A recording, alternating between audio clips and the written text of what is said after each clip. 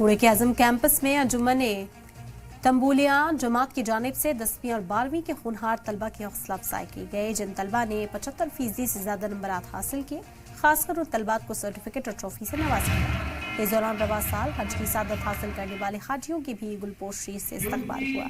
इस मौके पर अंजुमन तंबूलिया जमात के सूबाई सदर उस्मान तंबोली ने कहा कि आने वाले वक्त में जमात की जानिब से एक बड़ा अस्पताल और आला तालीमी कैंपस कायम किए जाएंगे, जिससे जमात के लोगों को बेहतर तालीम और सेहत की सहूलत मिल सके। प्रोग्राम में मशहूर बॉलीवुड एक्टर शहबाज खान ने जमात के लोगों को मुबारकबाद पेश की और तलबा हाजियों के लिए नेक ख्वाहिशात का इजहार किया।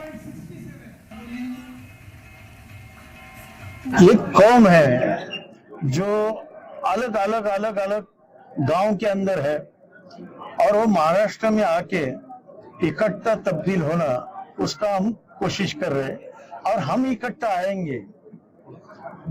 तो इसमें से जिस तरीके से हमने कहा है कि हमारे समाज का जमात का एक हॉस्पिटल होना चाहिए, एक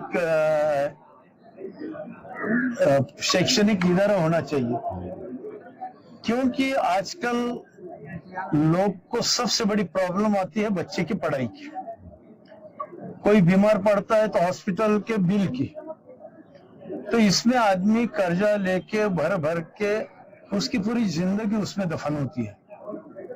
तो इसलिए हमारी एक कोशिश है सभी समाज के लिए। पहली शुरुआत हम हमारे समाज से कर रहे हैं। पहले हमने शुरुआत ये की है कि सिर्फ रोटी बेटी का व्यवहार तंबोली में होता था। अब हमने रोटी बेटी का व्यवहार जो रिश्तेदारी है, वो तंबोली, आतार, मन्यार, पटवेकर, ये सब अभी हम कुछ देख रहे नहीं। कलमे वाला भाई है, उसका रिश्ता जोड़ना है और हम सभी भाइयों से दरख्वास्त करते, सभी जमात के, कि अभी कलमे वाले है कोई एक दूसरे से रिश्ता जोड़ने का काम करे और अपने जमात को एक जगह लाकर एक ताकत बनाए।